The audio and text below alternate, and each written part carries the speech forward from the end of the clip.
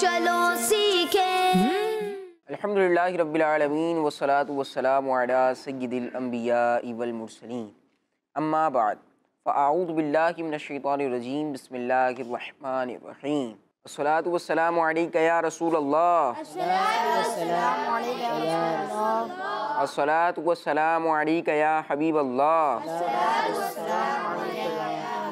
अस्सलातु वस्सलामु अलैका या नबियल्लाह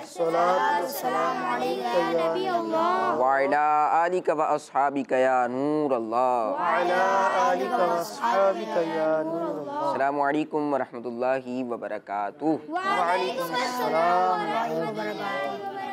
प्यारे बच्चों और किड्स मदरी चैनल के नाज़रीन, किड्स मदरी चैनल का बहुत प्यारा मालूमाती प्रोग्राम शुरू हो चुका है। प्रोग्राम का नाम है कुरान टाइम। हमारे प्रोग्राम का नाम है और इस प्यारे से प्रोग्राम में कुरान टाइम में हम कुरानी मालूमात हासिल करते हैं। हमारा पूरा प्रोग्राम ही कुरान पाक से, कुरानी मालूमात से रिलेटेड होता है। आपने आखिर तक हमारे साथ शामिल रहना है। इंशाअल्लाह करीम बहुत सारी कुरानी मालूमात सीखने को मिलेगी। आपसे हम यही दरख्वास्त करते हैं कि आप जो बातें सुने उन्हें याद भी रखें, उन पर अमल भी करें और उन्हें दूसरों तक भी पहुँचाएँ। आइए प्यारे बच्चों और किड्स मदरी चैनल के नाज़रीन, दुरूद पाक पढ़ने की फजीलत सुनते हैं।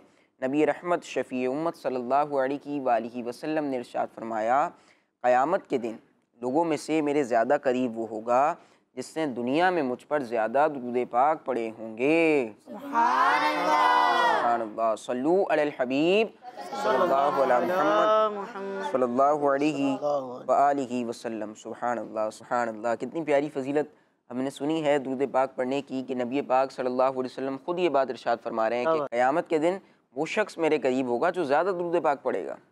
दुनिया में जो ज़्यादा दुरूद पाक पढ़ेगा, क़यामत के दिन वो नबी पाक के ज़्यादा करीब होगा और ज़्यादा करीब होगा तो ज़्यादा बरकतें हासिल होंगी। क़यामत का दिन प्यारे बच्चों बहुत सख्त दिन होगा और बहुत हौलनाकियों वाला क़यामत का दिन होगा। हम इस हवाले से सुनते भी रहते हैं कि क़यामत के दिन बेटा अपने बाप को नहीं पहचानेगा, बेटा अपनी माँ को नहीं पहचानेगा, भाई बहन एक दूसरे को नहीं पहचान रहे होंगे। बस जो है वो गहमा गहमी का आलम होगा, घबराहटों वाला आलम होगा।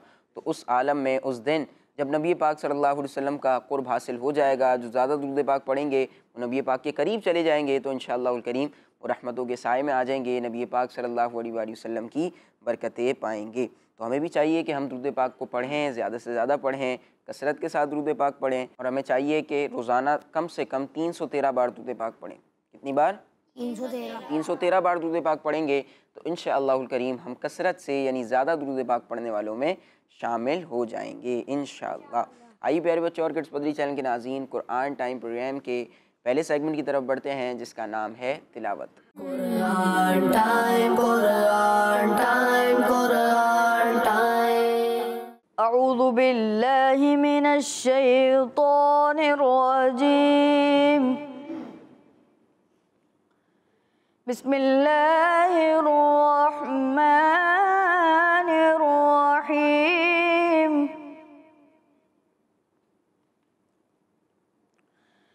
वमन युशाक़िक़िर रसूल मिन बअदि मा तबय्यन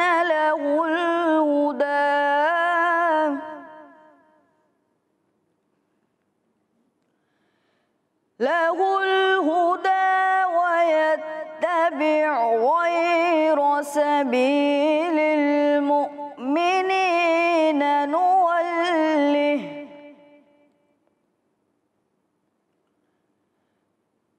नुवल्लिहि मा तवल्ला व नुस्लिहि जहन्नम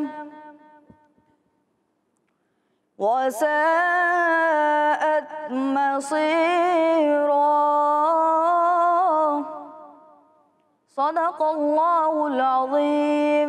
सुभान अल्लाह, सुभान अल्लाह, माशाअल्लाह। जी प्यारे बच्चों और किड्स मदरी चैनल के नाज़रीन, कारी साहब ने अभी पारा 5 सूरह निसा की आयत नंबर 115 की तिलावत की है। आइए अब इसका तर्जमा सुनते हैं।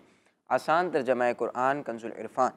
और जो इसके बाद कि उसके लिए हिदायत बिल्कुल वाज़ेह हो चुकी रसूल की मुखालिफत करे और मुसलमानों की राह से जुदा राह चले तो हम उसे उधर ही फेर देंगे जिधर वो फिरता है और उसे जहन्नम में दाखिल करेंगे और वो कितनी बुरी लौटने की जगह है। जी प्यारे बच्चों और किड्स मदरी चैनल के नाज़रीन, आयत भी सुनी हमने, तिलावत सुनी और आपको उसका तर्जमा भी बता दिया गया है। आइए अपने प्रोग्राम के अगले सेगमेंट की तरफ बढ़ते हैं और अगले सेगमेंट में एक प्यारा सा कलाम सुनते हैं। सेगमेंट का नाम है कलाम। Quran time, Quran time, Quran time. सल्लल्लाहु अलैका या रसूल अल्लाह वसल्लम अलैका या हबीब अल्लाह। तू शम्ए रिसालत है, आलम तेरा परवाना। तू शम्ए रिसालत है, आलम तेरा परवाना। परवाना तू मांगे नबूवत है, जलवाए जाना जो साकिए कौसर के चेहरे से निकाब उठे। जो साकिए कौसर के चेहरे से निकाब उठे। हर दिल बन में खाना, हर आँख को पैमाना। तू शम्ए रिसालत है, आलम तेरा परवाना। और दिल अपना चमक उठे ईमान के तलत से। दिल अपना चमक उठे ईमान के तलत से। कर आँखें भी नूरानी, जलवाए जाना। कर आँखें भी नूरानी, नूरानी है जलवाए जाना। तू शम्ए रिसालत है, आलम तेरा परवाना। और पीते गए तेरे दर का, खाते गए तेरे दर का। आका पीते गए तेरे दर का, खाते गए तेरे दर का। आका पीते गए तेरे दर का, आका पीते गए तेरे दर का। खाते गए तेरे दर का, पानी गए तेरा पानी, पानी दाना गए तेरा दाना। पानी गए तेरा पानी, दाना गए तेरा दाना। तू शम्ए रिसालत है, आलम तेरा परवाना। परवाना तू मांगे नबूवत है, जलवाए जाना। सरकार के जलवों से रोशन दिल नूरी सरकार के जलवों से रोशन दिल नूरी हशर रगे रोशन नूरी का ये काशाना हशर रगे रोशन नूरी का ये काशाना तू शम्अ रिसालत है आलम तेरा परवाना परवाना तू मांगे नबूवत है आका तू मांगे नबूवत है जलवाए जाना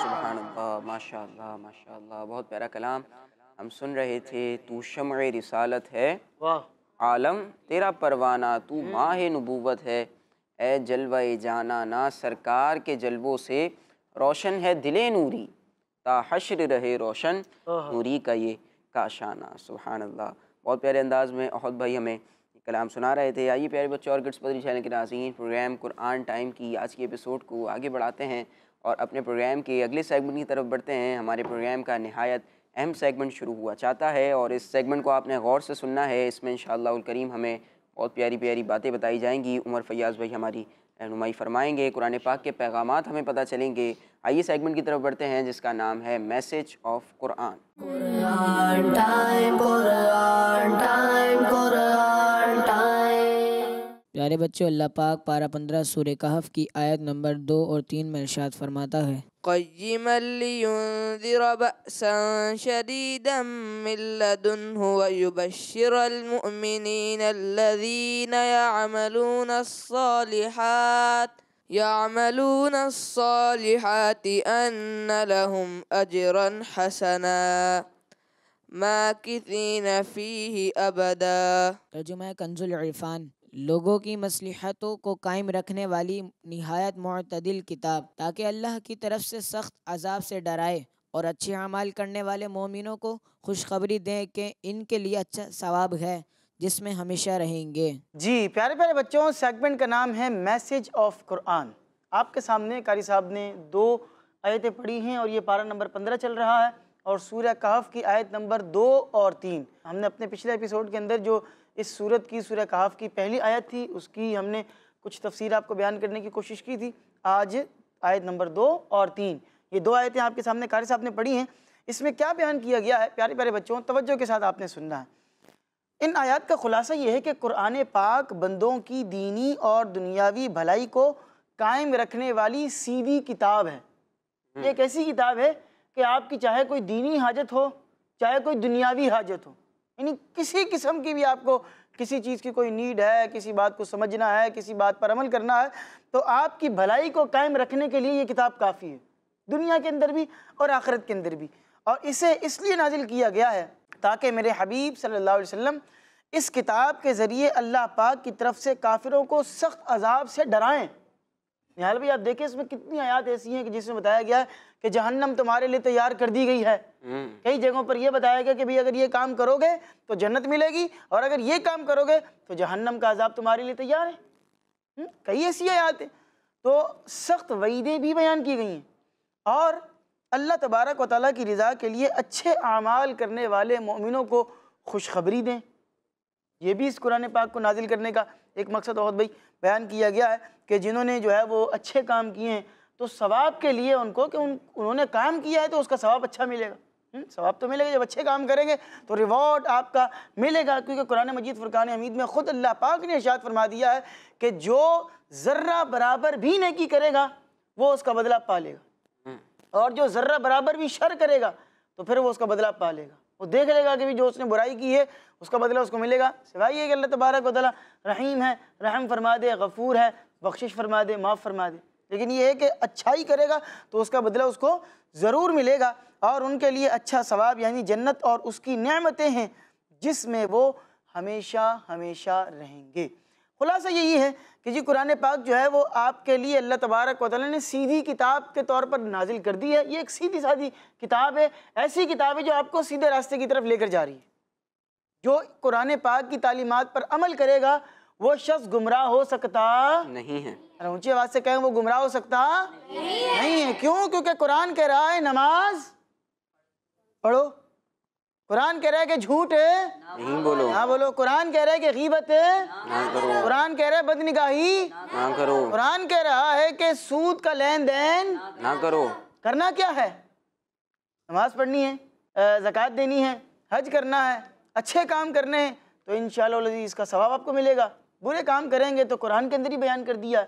अब देखें हाल भी क्या होता है कि अमूमन लोगों के घरों में कुरान पाक तो होता ही है माशाल्लाह से, ठीक है, लेकिन एक तादाद आप उनको देखें तो वो कुरान पाक को पढ़ ही नहीं रही है, चाहे जाए कि उसके ऊपर अमल करे। पढ़ भी नहीं रहे। पहली बात तो ये कि पढ़ें तो सही, उसको कुछ ना कुछ पढ़ेंगे तो उसकी बरकतें आपको वैसे ही हासिल होंगी इंशाल्लाह।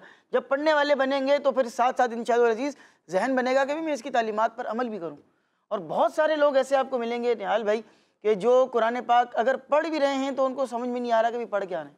बिलखुसूस अगर कम से कम नमाज में जो पढ़ रहे हैं, क्योंकि अमूमन क्या होता है कि नमाज में ज़बानी ही पढ़ना होता है, लाजिम है, शर्त है कि भी आपने ज़बानी पढ़ना, देख कर आप पढ़ नहीं सकते नमाज में। अब जो आप सूरह फातिहा पढ़ रहे हैं, बचपन से सूरह फातिहा पढ़ने, मेरे ख्याल यहाँ जितने बच्चे बैठे हैं सबको आती होगी, जो हमें इस वक्त स्क्रीन पर देख रहे हैं एक बड़ी तादाद बच्चों की होगी, बच्चे बड़े, जिसमें इस्लामी भाई इस्लामी बहनें, हर एक को सूरह फातिहा आती होगी, ठीक है। अब अगर किसी से पूछ ले भी सूरह फातिहा का तर्जमा क्या है, तो एक बड़ी तादाद होगी जिसको सूरह फातिहा का तर्जमा बहुत भाई नहीं मालूम होगा। कुल हुवल्लाहु अहद, सूरह इखलास, बड़ी तादाद होगी जिसको उसका तर्जमा नहीं पता होगा। यानी कि ये वो सूरतें हैं, ये वो आयातें हैं जो कि बहुत छोटी छोटी, यूँ कह लें कि सूरत के हुजुम के अतबार से, उसके साइज़ के हिसाब से, उसकी आयात की तादाद के अतबार से कोई इतनी बड़ी नहीं है। तो याद आपने कर लिया है तो उसका तर्जुमा एक आध दफ़ा अगर आप देखेंगे आपको याद हो जाएगा। अब अगर आप नमाज के अंदर कुरान पढ़ रहे हैं और आपको उसका तर्जुमा पता चल रहा है और साथ साथ आप उसके तर्जुमे को अपने जहन के अंदर ला भी रहे हैं, आप अत्तहियात भी पढ़ रहे हैं, तो अत्तहियात का तर्जुमा भी अगर आपके जहन में हो कि अत्तहियात का माना क्या है, उसके पीछे वाक़या क्या है, किस तरह वाक़या मेराज में नबी पाक इस्लाम ने इल्तिजा की, अल्लाह पाक ने जवाब दिया, फिर फरिश्तों ने आगे से क्या कहा, फिर वो पूरी मिलकर अत्तहियात बनी, ये सारी चीज़ें जहन में होंगी तो इंशाअल्लाह नमाज पढ़ने के अंदर भी मज़ा आएगा और कुरान पाक पढ़ने के अंदर भी मज़ा आएगा। एक और आयत लेते हैं। प्यारे बच्चों, अल्लाह पाक पारा 15 सूरह कहफ की आयत नंबर 6 में इरशाद फरमाता है, फलअल्लक बाखिउन नफ्सक अला आथारिहिम इल्लम युमिनु बिहादल हदीस असफा। अगर वो इस बात पर ईमान ना लाएं तो हो सकता है कि तुम इनके पीछे गम के मारे अपनी जान को ख़त्म कर दो। ये सूरह कहफ की आयत नंबर 6 है, ठीक है। आयत नंबर कौन सी है? 6 आयत नंबर है। और इसमें क्या बताया गया है?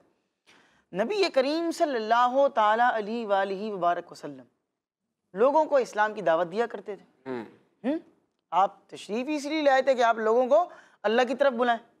अब नबी पाक इस्लाम जब लोगों को, काफिरों को दीन इस्लाम की तरफ दावत देते और वो दीन इस्लाम की तरफ नहीं आते, दीन इस्लाम को एक्सेप्ट नहीं करते, तो उनके काफिरों के ईमान ना लाने पर नबी पाक अलैहिस्सलाम बहुत तकलीफ़ में रहते थे कि मैं इनको दीन इस्लाम की तरफ बुला रहा हूँ, अल्लाह तबारक व तआला एक है, मैं ये पैगाम दे रहा हूँ, इनको अच्छे रास्ते की तरफ बुला रहा हूँ, इनको जाहिलियत के ज़माने से निकाल कर इनको इल्म दीन की रोशनी इनके दरमियान फैला रहा हूँ, और ये इस तरफ आ ही नहीं रहे। तो नबी पाक इस्लाम बड़ी तकलीफ़ में रहा करते थे और इसके लिए बहुत ज़्यादा कोशिशें करते रहते थे, बहुत ज़्यादा, क्योंकि नबी पाक अलैहिस्सलाम जो है वो इस बात पर हरीस थे कि वो लोगों को अल्लाह तबारक व तआला के करीब करें, दीन इस्लाम के करीब करें, ठीक है।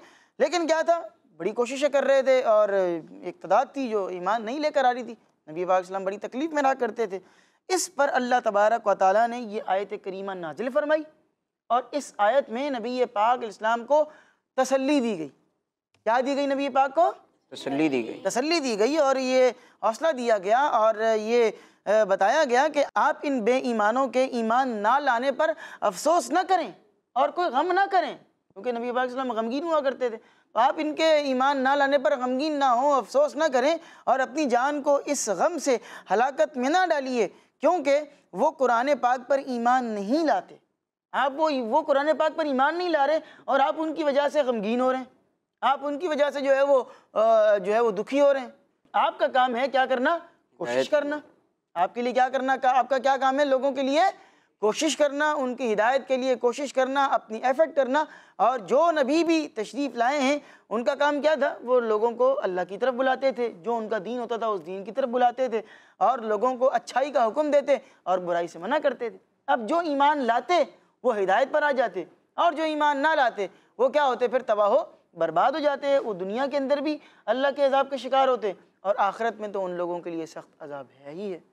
अब हम मोमिनीन अल्लाह के फजल व करम से मुसलमान तो हैं, अल्हम्दुलिल्लाह, अल्लाह पाक का बड़ा करम है, अल्लाह पाक का बड़ा शुक्र है। और इस पर जितना शुक्र अदा करें निहाल भाई बहुत कम है कि अल्लाह पाक ने हमें एक तो नबी पाक इस्लाम का उम्मती बनाया। क्या बनाया? हमें नबी पाक का उम्मती बनाया। और उसमें भी क्या कि अल्लाह पाक ने हमें ईमान की दौलत अदा फरमाई है। कितना बड़ा अल्लाह का करम है। अल्लाह का जितना शुक्र अदा करें कि हम मुसलमान घराने में पैदा हुए हैं उतना कम है, कितना शुक्र अदा करें। अब हम जब मुसलमान हो गए हैं तो हमें गौर करना चाहिए कि क्या हम जो हमारी मुसलमानी के तकाज़े हैं हम उसको पूरा कर भी रहेंगे, नहीं कर रहे। हमारे जो शब व रोज़ यानी दिन रात जो हमारे गुजर रहे हैं वो अल्लाह पाक की नाफरमानी में तो नहीं गुजर रहे। हमें उस रब ने पैदा किया है तो हमें उस रब ने जो ज़िंदगी दी है तो हमें उसके बताए हुए तरीके के मुताबिक ज़िंदगी गुजारनी है ना। भाई देखें, एक बात है कि मैं एक मिसाल दे रहा हूँ कि जैसे ये एक मोबाइल है, ठीक है। अब मोबाइल बनाने वाले ने मोबाइल क्यों बनाया? भाई कॉल्स आती हैं, कॉल इस्तेमाल करते हैं, एंड्रॉयड मोबाइल है, कोई इस तरह का कोई वर्जन है, उसमें आप जो है वो अपना मुख्तलिफ एप्लीकेशंस हैं, सोशल वेबसाइट्स हैं, उनके ज़रिए जो आप अच्छे काम करते हैं उस काम के लिए उसको बनाया गया। लेकिन अगर इसी मोबाइल को आप यूँ करके फेंकना शुरू कर दें तो इस काम के लिए तो नहीं बना। जो इसका मकसद है वो क्या होगा? फौत हो जाएगा। और जो इसका यूँ कह लें कि इसका जो फ़ायदा है वो आप उठा नहीं सकेंगे। बिल्कुल इसी तरह हमारी ज़िंदगी कि हमें ज़िंदगी एक ख़ास मकसद के तहत अदा की गई और हमें अपनी ज़िंदगी उन्हीं SOPs के मुताबिक गुजारनी है। और अगर हम उन SOPs को, उस रेड जोन को क्रॉस कर जाएंगे तो फिर हमारी ज़िंदगी गुजर तो जाएगी निहाल भाई, लेकिन ये है कि ज़िंदगी गुजर रही है कि आप गुजार रहे हैं। अल्लाह तबारक व तआला के रास्ते पर चलकर, हिदायत के रास्ते पर चलकर, सीधे रास्ते पर चलकर ज़िंदगी गुजारें। इंशाअल्लाह ज़िंदगी भी अच्छी हो जाएगी और अल्लाह ने चाहा तो इंशाअल्लाह उल अज़ीज़ आखिरत भी अच्छी हो जाएगी। अल्लाह पाक हम सबको अमल करने की तौफीक अता फरमाए। आमीन। माशाअल्लाह माशाअल्लाह। जी उमर फैयाज़ भाई, अभी जो आप गुफ्तगू कर रहे थे और आपने ये बात इस चीज़ का तज़किरा किया कि अल्लाह पाक ने हमें नबी पाक की उम्मत में पैदा फरमाया, बिल्कुल हमें मुसलमानों के घराने में पैदा फरमाया, ईमान की दौलत से हमें माला माल फरमाया, तो ये अल्लाह पाक का कितना बड़ा करम है।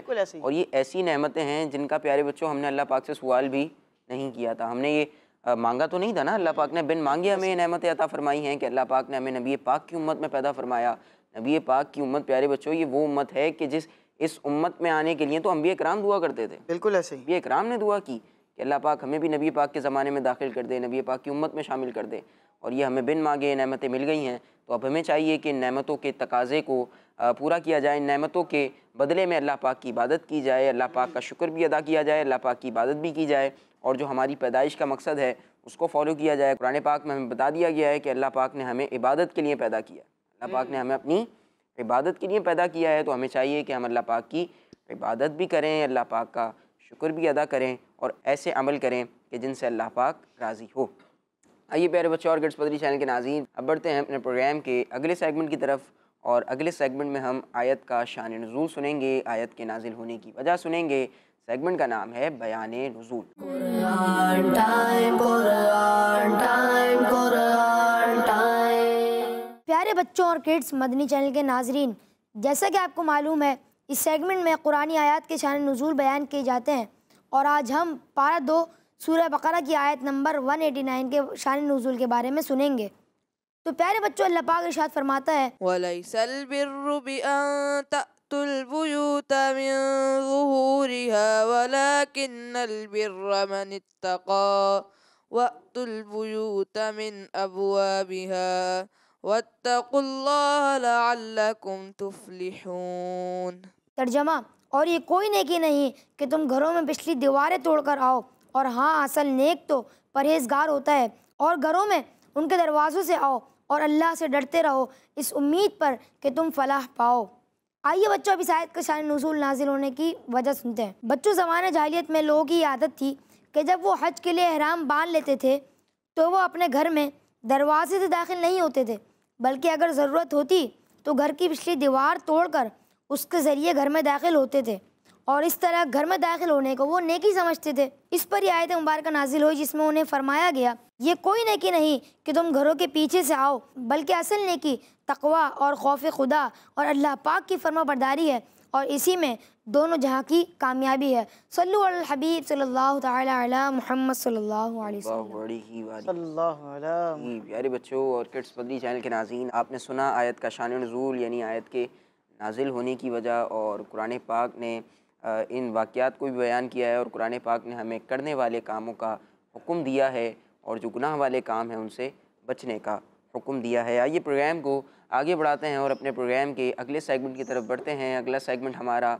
नहायत मालूमाती सेगमेंट होता है। बच्चों का हो सकता है कि फेवरेट सेगमेंट भी हो हमारे प्रोग्राम का, क्योंकि इस सेगमेंट में हम स्टोरी सुनते हैं, और ये स्टोरी कोई फेक स्टोरी, कोई बनाई हुई स्टोरी नहीं होती, बल्कि सच्ची ऑथेंटिक 100% ऑथेंटिक स्टोरी होती है, क्योंकि ये स्टोरी होती है कुरानी स्टोरी, कुरानी वाक़या हम सुनते हैं। आइए सेगमेंट की तरफ बढ़ते हैं जिसका नाम है एक वाक़या। Quran time, Quran time, Quran time. जी प्यारे प्यारे बच्चों, सेगमेंट कौन सा है? सेगमेंट का नाम क्या है? एक वाक़या। एक वाक़या। तो नाम से ही वादे है कि आपको वाक़या बयान करना है, और निहाल भाई ने तमहीद भी बांध दी है कि किस तरह का वाक़या होता है और क्या उसका बैकग्राउंड होता है। तो आज आपको एक कुरानी वाक़या जो हम बयान करेंगे, एक कुरानी की स्टोरी जो आपको बयान करेंगे, वो पता है किसकी है? हज़रत सुलेमान अलैहिस्सलाम और हुदहुद परिंदे की। अब हुदहुद परिंदा कैसा होता है, किस तरह का होता है, दिखा दें? चलें भाई देख लीजिए। ये हुदहुद परिंदा होता है, और यही वाला था, ये नहीं हम कह रहे, बस ये हुदहुद परिंदे की एक स्टोरी है, वो आपको सुना रहे हैं। बात क्या है कि हज़रत सुलेमान अलैहिस्सलाम, तवज्जो से वाक़या सुनना है, क्योंकि इस वाक़े के हवाले से निहाल भी आपसे सवाल भी करेंगे, ठीक है? हज़रत सुलेमान अलैहिस्सलाम ये अल्लाह के नबी, इनका हम वाक़या सुन रहे हैं। ये अल्लाह के नबी थे और एक ज़बरदस्त बादशाह भी थे। निहाल भी 4 बादशाह ऐसे गुजरे हैं कि जिन्होंने पूरी दुनिया पर हुकूमत की है। पूरी दुनिया पर। वो वर्ल्ड, मतलब समझ लें कि वर्ल्ड में उनके होते हुए कोई और दूसरा बंदा बादशाह या हुक्मरान था ही नहीं। वो अकेले हुक्मरान थे, और उन्होंने मुख्तलिफ ममालिक के अंदर, मुख्तलिफ खित्तों के अंदर जो है वो अपने अपने नुमाइंदे भेजे हुए थे, वो सिस्टम चला रहे थे। तो उन 4 में से 2 मुसलमान हैं और 2 जो है वो नॉन मुस्लिम्स हैं, और जो 2 मुसलमान हैं उनमें से एक हज़रत सुलेमान अलैहिस्सलाम, ये बादशाह भी थे और अल्लाह पाक के नबी भी थे, और ऐसे बादशाह थे। आज अगर दुनिया में कोई बादशाह है तो उसकी बादशाहत कितनी होती है, जहाँ उसका एरिया है, जो उसकी हुदूद है, वहाँ के जो लोग हैं, इंसान, उन पर वो हुक्मरानी कर सकता है। लेकिन वो ये नहीं कह सकता कि हवाओं पर भी मेरी हुकूमत है, जिन्नात पर भी मेरी हुकूमत है, पत्तों पर भी मेरी हुकूमत है, परिंदों पर भी मेरी हुकूमत है, समुद्रों के ऊपर भी मेरी हुकूमत है। नहीं, वो सिर्फ इंसानों पर हुकूमत कर सकता है जो उसके ताबे और फरमाबरदार हो सकते हैं, या ना भी हों तो उसके सामने तो कम अज़ कम बनेंगे। लेकिन हज़रत सुलेमान अलैहिस्सलाम ऐसे बादशाह थे, ऐसी बादशाहत और ऐसी हुकूमत थी कि हवाओं पर आपको हुकूमत है। क्या बात, आप हवाओं पे हुकूमत फरमा रहे हैं, आप जो है वो पानी पर आपको अल्लाह पाक ने हुकूमत अता फरमाई है। जिन्नात जो है वो आपकी हुकूमत के अंडर आया करते थे, वो आपके हुक्म के ताबे और फरमाबरदार आपके रहा करते थे, आपने उनसे बड़े बड़े काम भी करवाए। आपको कई वाक़यात बयान भी किए गए होंगे कि जब बैतुल मुक़द्दस की तामीर हो रही थी तो किस तरह उसकी तामीर की गई, इसी प्रोग्राम में बयान किए गए। जी, इसी प्रोग्राम के अंदर ये वाक़यात भी बयान किए गए हैं। बहरहाल आप जो है वो हवा के ज़रिए ट्रैवल किया करते थे। ऐसी बात है कि हवा के ज़रिए उस टाइम जो है वो ट्रैवल किया जा रहा है, और कहा जाता है कि बाय रोड जो 1 महीना अगर सफ़र बंदा करे तो बाय रोड वो 1 महीने का सफ़र हो। लेकिन चूँकि ये अल्लाह पाक के नबी थे और आप हवा को ऑर्डर दिया करते थे, तो आप बहुत ही थोड़े टाइम के अंदर वो 1 महीने का सफ़र बहुत थोड़े टाइम के अंदर पूरा मुकम्मल कंप्लीट कर लिया करते थे। और परिंदे ये भी आपके कंट्रोल में थे, आपके ऑर्डर को फॉलो करते थे। परिंदों में से एक परिंदा था हुदहुद। अब इसके बारे में ये आता है कि एक मरतबा ये हज़रत सुलेमान अलैहिस्सलाम के दरबार से गायब था। वैसे ही आपके दरबार में रहा करता था, लेकिन एक दफ़ा आपने देखा कि वो परिंदा जो है वो बैठा हुआ नहीं है अपनी जगह पर। आपने जब ये बात को नोटिस किया तो जब वो वापस आया तो आपने हुदहुद से पूछा, यानी हज़रत सुलेमान अलैहिस्सलाम, जहाँ जहाँ मैं कहूँगा आप तो उससे मुराद हज़रत सुलेमान अलैहिस्सलाम होंगे। तो आपने उससे पूछा हुदहुद से कि तुम कहाँ पर थे? वो कहने लगा कि मैं मुल्क सबा गया था और मैंने वहाँ पर एक औरत देखी कि जिसका नाम बिल्कीस था, ठीक है, और वो जो है वो लोगों के ऊपर बादशाही कर रही है और उससे हर चीज़ जो है वो बादशाहों वाली मिली हुई है और उसका एक बहुत बड़ा तख्त है, वो तख्त जो है वो सोने और चांदी का बना हुआ है और उसमें कीमती हीरे और मोती जड़े हुए हैं, कीमती मोती हीरे मोती लगे हुए हैं उसके अंदर। तो अब बात यह है कि वो जो औरत है वो अल्लाह तबारक व तआला की इबादत नहीं करती है तो बड़ी पावरफुल इन मानों पर कि लोग उसकी इत्तबा कर रहे हैं, लेकिन क्या कि वो जो है वो और उसकी पूरी कौम शैतान के बहकाने की वजह से सूरज को खुदा मानकर सूरज को जो है वो उसकी इबादत कर रहे हैं, अल्लाह की इबादत नहीं कर रहे हैं। तो ये मैंने एक अजीब व गरीब चीज़ जो है वहाँ पर देखी है। तो ये सुनकर आपने हुदूद की जब बात सुनी तो हज़रत सुलेमान इस्लाम ने मलिका बिल्कीस को एक ख़त लिखा, एक लेटर लिखा, और आपने जो है वो जब लेटर लिखा, वो लेटर उसके पास पहुँचा तो उसने जो मलिका थी उसने ख़त को पढ़ लिया और पढ़ने के बाद उसने अपने वज़ीरों और मुशीरों से मशवरा करने के बाद आपको बहुत सारे गिफ्ट भेजे ताकि मालूम हो जाए कि आप जो है वो सिर्फ बादशाह हैं या अल्लाह पाक के नबी भी हैं। उसने ये चेक करने के लिए, टेस्ट करने के लिए उसने ये काम किया। चनाचा आपने मलिका बिल्कीस को उसके जो गिफ्ट्स थे वो वापस कर दिए, जिसको देखकर उसको वाकई यकीन हो गया कि ये जो है वो अल्लाह पाक के नबी भी हैं और बादशाह भी हैं, नबी तो हैं ही हैं, ठीक है। चनाचा मलिका बिल्कीस हज़रत सुलेमान इस्लाम से मुलाकात करने के लिए एक लश्कर के साथ आपकी तरफ रवाना हो गई, क्योंकि आपने उसको दीन की तरफ बुलाया था, अल्लाह तबारक व तआला की जो है वो वहदानियत के इकरार करने के लिए बुलाया था, तो वो आपकी तरफ चल पड़ी। जब वो पहुंची और थोड़ा सा ही रास्ता रह गया था तो जनाब सुलेमान इस्लाम ने अपनी नबूवत की सच्ची दलील के तौर पर, तभी इसको पता लगे कि वाकई मैं अल्लाह का सच्चा नबी हूँ, ये दिखाने के लिए आपने ये इरादा किया कि मलिका के जो तख्त है वो उसके आने से पहले यहाँ मेरे पास मौजूद हो। अब ये हैरत अंगेज़ बात नहीं, उसने बताया कि जी वो जो वहाँ से परिंदा आया था उसने बताया था कि वो बहुत बड़ा तख्त है और उस तख्त की कंडीशन ये है कि उसके बारे में अगर आप मज़ीद तफसील से पढ़ना चाहते हैं तो अजाइबुल कुरान के अंदर आप पढ़ें कि वो तख्त था कितना बड़ा, उसकी लंबाई कितनी थी, चौड़ाई कितनी थी और वो कितने कमरों के अंदर, कितने तालों के अंदर पैक करके रखा गया था। ये नहीं कि खुलेआम रखा हुआ है, वो इतनी हिफाजत से रखा गया था, हीरे लगे हुए, मोती लगे हुए, जवाहरात लगे हुए, इतनी उसको हिफाजत करके सिक्योर करके उसको रखा हुआ है। आपने चाहा कि इसके आने से पहले यहाँ पर मेरे पास पहुँच जाए। चनाचा आपने जो है वो वहाँ पर अपने दरबारियों से कहा कि भाई तुम में से कोई ये ला सकता है कि नहीं ला सकता। तो एक जिन आ गया और जिन ने कहा कि वो तख्त मैं आपके पास आपके इस मकाम से खड़ा होने से पहले लाकर पेश कर दूंगा। जिन भी बड़ी ताकतवर जो है वो कौम है और उनको भी बड़ी ताकतें अल्लाह ने अता की हैं। अब वो अकेला जिन जो है वो इतने बड़े तख्त को इतनी दूर से लेकर आएगा, दूसरे मुल्क से लेकर आ रहा है, मुल्क सबा गया हुआ था हुदहुद परिंदा, और ये जो सारा मामला है ये मुल्क सबा के अंदर ये सारी चीज़ें मौजूद हैं। वहाँ से लेकर आना बग़ैर किसी कन्वेंस के और बग़ैर किसी इस तरह के यूँ कह लें कि किसी चीज़ में लोड किए बग़ैर, भी एक कमाल था। खैर उसने इतना टाइम मांगा कि अब यहाँ से खड़े हों, इस मकाम से खड़े हों, इससे पहले आ जाएगा। आपने फरमाया नहीं, मुझे इससे भी पहले चाहिए, इससे पहले अगर कोई ला सकता है तो वो बंदा हाथ खड़ा करे, वो बंदा आ गया है। तो जब आपकी ये बात आपके एक वज़ीर हज़रत आसिफ बिन बरखिया रदी अल्लाह अन्हु, जनाब आसिफ बिन बरखिया रदी अल्लाह तआला अन्हु, ये अल्लाह पाक के वली थे, ठीक है, और यूँ कह लें कि उनके दरबार के उनके वज़ीर भी थे, उनके करीबी साथी भी थे। तो इन्होंने अर्ज़ की कि हुजूर मैं आपके पास लाऊंगा, पता है कितने टाइम में, ये नहीं कि 1 घंटे में ले आऊँगा, 2 घंटे में ले आऊँगा, चले आधे घंटे में ले आऊँगा। फरमाया कि मैं उस तख्त को, इतने भारी भरकम तख्त को सिर्फ आपके पलक झपकने में लेकर आ जाऊँगा। कितने टाइम में लेकर आऊँगा? पलक झपकने में।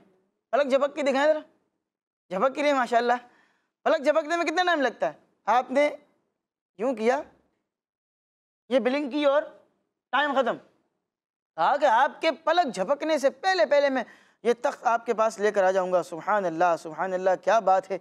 चनाचा प्यारे प्यारे बच्चों, ऐसा ही हुआ। हज़रत आसिफ बिन बरखिया रदी अल्लाह अन्हो ने जब इसमें आज़म यानी कि अल्लाह पाक के ख़ास नाम के ज़रिए दुआ की तो उसी वक़्त पलक झपकते ही वो तख्त हज़रत सुलेमान अलैहिस्सलाम के सामने हाजिर हो गया। सुभान अल्लाह, सुभान अल्लाह, सुभान अल्लाह। फ़ौरन आपके सामने आ गया।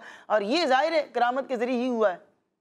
निहाल भाई, करामत का ज़हूर कुरान पाक से हमें मिल रहा है। बाज़ लोग जो है उनको करामात समझ में नहीं आती हैं, ठीक है। और अभी चूँकि 11वीं का महीना जो है वो हमारे दरमियान रहा और हमने उसकी बरकतें हासिल की हैं। बहुत सारे लोगों को हुज़ूर गौस पाक की करामात बयान की जाए तो उनको करामात समझ में नहीं आ रही होती हैं। करामात से मतलब क्या होते हैं, चलें ये भी बयान करते हैं। करामत का मतलब क्या है? करामत का मतलब ये है कि किसी अल्लाह के वली से कोई ऐसा काम ज़ाहिर हो, कोई ऐसी चीज़ ज़ाहिर हो कि जो आदतन अकल के अंदर नहीं आती है, कि भी नॉर्मली वो काम नहीं होता। नॉर्मली वो काम वैसे आम बंदा कर सकता नहीं। और अगर वो करके दिखा दें, अल्लाह के वली हों, तो फिर क्या कहते हैं उसको? करामत कहते हैं। करामत इसके लिए एक इस्तिलाह है, वो इस्तेमाल होती है कि खर्क़ आदत। अब ये लफ्ज़ चूँकि मुश्किल हो जाएगा तो इसलिए इसको मैंने आसान करके कहा कि नॉर्मली वो काम जो है वो ना होता। अल्लाह के वली से अगर वो काम, अल्लाह के वली ने वो काम करके दिखा दिया तो उसको क्या कहते हैं? करामत कहते हैं। क्या कहते हैं प्यारे बच्चों? करामत। और अगर अल्लाह के नबी से वो चीज़ ज़ाहिर हो तो उसको क्या कहते हैं? मौजज़ा कहते हैं। मौजज़ा कहते हैं। और अगर किसी गैर मुस्लिम से ऐसी कोई चीज़ ज़ाहिर हो जाए तो उसको क्या कहते हैं? इस्तिदराज कहा जाता है। खैर ये भी एक नॉलेज की बात थी तो कर दी गई है। तो चूँकि ये करामत थी और कुरान पाक से करामत का ज़हूर में हमें मिल गया, सबूत मिल गया कि भाई ये चीज़ें वाकई होती हैं और उन्होंने ये करामत दिखाई। और जो नॉर्मली ये इस तरह का तख्त इस तरह पलक झपकने में आता नहीं है, इधर से उधर शिफ्ट नहीं हो जाता, लेकिन चूँकि उन्होंने ये करके दिखा दिया तो ये भी जो है वो बहुत बड़ी आपकी करामत थी। इस वाक़े का जिक्र प्यारे प्यारे बच्चों पारा नंबर 19 सूरह नमल की आयत नंबर 39 के तहत बड़ी तफसील से आपको मिल जाएगा। और इसी तरह कुरान पाक में दीगर मकामात पर भी आप इसके हवाले से पढ़ सकते हैं। दीगर सूरतों के अंदर, दीगर आयत के अंदर भी आपको इस हवाले से मिल सकता है। मज़ीद तफसील से अगर आप वाक़या पढ़ना चाहते हैं तो अजाइबुल कुरान नाम से एक बहुत ही प्यारी किताब है जिसमें बहुत सारे वाक़यात उसके अंदर जो है वो शामिल कर दिए गए हैं, बयान कर दिए गए हैं। और उन वाक़यात से जो सबक मिलता है, जो चीज़ सीखने को मिलती है, वो भी बयान कर दी गई है। अगर आप उसको पढ़ेंगे, अपने बच्चों को वो वाक़यात बयान करेंगे तो इंशाअल्लाह अज़ीज़ आपके बच्चों को एक कुरान पाक के जो मैसेजेस हैं वो भी मिलते रहेंगे और कुरान पाक को समझने में भी हमें आसानी होगी। अल्लाह पाक हम सबको इन सब बातों पर अमल करने की तौफीक अता फरमाए। जिनका नाम आसिफ है तो उनके लिए भी चलें, यूँ कह लें कि उनको भी वो हो जाएगा कि चलें माशाल्लाह से एक अल्लाह के वली जो हैं वो उनका नाम जो है वो आसिफ था, तो यूँ भी वो उनकी बरकतें भी अगर शामिल करना चाहेंगे, नियत करेंगे तो इंशाल्लाह बरकतें भी हासिल होंगी। और ये वो वलीउल्लाह हैं कि जिनका ख़ुद कुरान पाक के अंदर जिक्र किया गया है, हज़रत जनाब आसिफ बिन बरखिया रज़ियल्लाहु ताला अन्हु। आइए प्यारे बच्चों और किड्स मदनी चैनल के नाज़रीन, प्रोग्राम कुरान टाइम की आज के एपिसोड के अगले सेगमेंट की तरफ बढ़ते हैं। और अगला सेगमेंट भी हमारा बहुत प्यारा सेगमेंट होता है क्योंकि उस सेगमेंट में हम अपने प्यारे नबी अल्लाह पाक के आखिरी नबी सल्लल्लाहु अलैहि वसल्लम की शान मुबारक को सुनते हैं। सेगमेंट का नाम है शान मोहम्मद सल्लल्लाहु अलैहि वसल्लम। Quran time, Quran time, Quran time. प्यारे बच्चों और किड्स मदनी चैनल के नाजरीन, सेगमेंट है शान मोहम्मद सल्लल्लाहु अलैहि वसल्लम, जिसमें हम आखिरी नबी मोहम्मद अरबी सल्लल्लाहु अलैहि वसल्लम की शान अज़मत, फ़ज़ाइल व बरक़ात और हुज़ूर सल्लल्लाहु अलैहि वसल्लम की वो खुसूसियात सुनते हैं जो कुरान करीम में बयान की गई हैं। प्यारे बच्चों, अल्लाह पाक पारा 10 सूरह तौबा की आयत नंबर 62 में इरशाद फरमाता है, वल्लाहु व रसूलुहु अहक्कु अन युर्दूहु इन कानू मुअमिनीन। तर्जुमा, हालांकि अल्लाह और उसका रसूल इस बात के ज़्यादा हकदार हैं कि लोग उसे राज़ी करें अगर वो ईमान वाले हैं। प्यारे बच्चों और किड्स मदनी चैनल के नाज़रीन, इस आयत के तहत उलमा फरमाते हैं ईमान, इबादत और मुआमलात में अल्लाह पाक के साथ हुजूर सल्लल्लाहु अलैहि वसल्लम को राज़ी और खुश करने की नियत करना शिर्क या कुफ्र नहीं बल्कि कामिल ईमान है। जो कोई इसलिए मुसलमान हो, इसलिए नमाज और रोज़ा, हज और ज़कात अदा करे कि अल्लाह भी राज़ी हो और हुजूर सल्लल्लाहु अलैहि वसल्लम भी राज़ी हों, वो कामिल मोमिन है। प्यारे बच्चों, अल्लाह पाक की रज़ा तभी मिलती है जब प्यारा का सल्लल्लाहु अलैहि वसल्लम को राज़ी कर लिया जाए। सल्लू अलल हबीब सल्लल्लाहु तआला अला मुहम्मद सल्लल्लाहु अलैहि वसल्लम।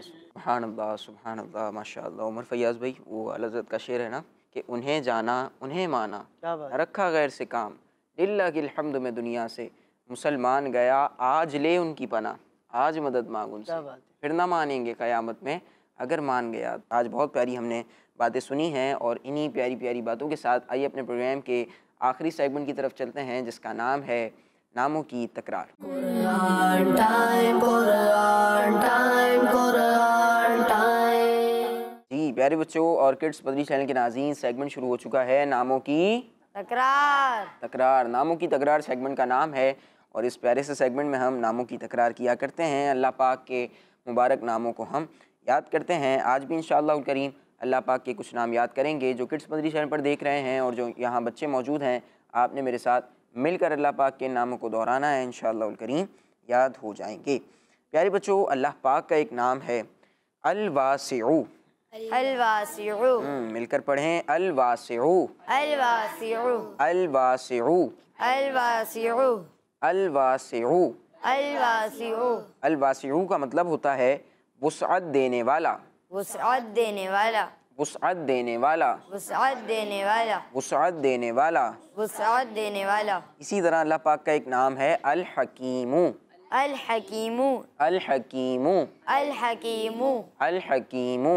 अल-हकीमु का मतलब होता है हिकमत वाला, हिकमत वाला, अल-हकीमु, अल-हकीमु हिकमत वाला, हिकमत वाला, अल-हकीमु, अल-हकीमु हिकमत वाला। हिकमत वाला, अल-वासिउ, अल-वासिउ वुसअत देने वाला, वुसअत देने वाला, अल-वासिउ, अल-वासिउ वुसअत देने वाला, वुसअत देने वाला, अल-हकीमु, अल-हकीमु, अल-हकीमु अल-हकीमु हिकमत वाला, हिकमत वाला, अल-हकीमु, अल-हकीमु हिकमत वाला। हिकमत वाला। जी याद हो गए दो नाम और इनके मायना। सबसे पहले सुनते हैं हम हमारे नात खां ओहद भाई से। अल-वासिउ वुसअत देने वाला, अल-हकीम हिकमत वाला। माशाअल्लाह जी, आपको याद हो गए? अल-वासिउ वुसअत देने वाला, अल-हकीमु हिकमत वाला। माशाअल्लाह माशाअल्लाह जी, आप सुनाएंगे कारी साहब? अल-वासिउ वुसअत देने वाला, अल-हकीम हिकमत वाला। माशाअल्लाह जी। यहाँ से हम सुनते हैं मज़ीद अंजल भाई से। अल-वासिउ वुसअत देने वाला, अल-हकीमु हिकमत वाला। माशाअल्लाह। अल-वासिउ वुसअत देने वाला, अल-हकीमु यानी हिकमत वाला। जी किड्स मदनी चैनल के नाज़रीन और प्यारे बच्चों, अल्लाह पाक के दो मुबारक नामों को, बरकत वाले नामों को हमने याद कर लिया है। यहाँ पर जो बच्चे मौजूद हैं इन्हें याद करवा दिया है। और इसी प्यारे से सेगमेंट के साथ हमारे प्रोग्राम कुरान टाइम की आज की एपिसोड, आज की किस्त का वक्त ख़त्म हुआ।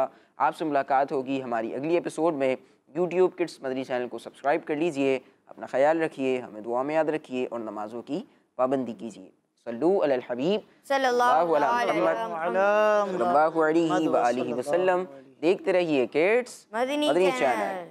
Quran time, Quran time, Quran time। तिलावत है और वाक़िआत भी हैं, खेल है और मुकाबला है। आओ चलो सीखें, बच्चों का मदनी चैनल आ गया, बच्चों का आ गया।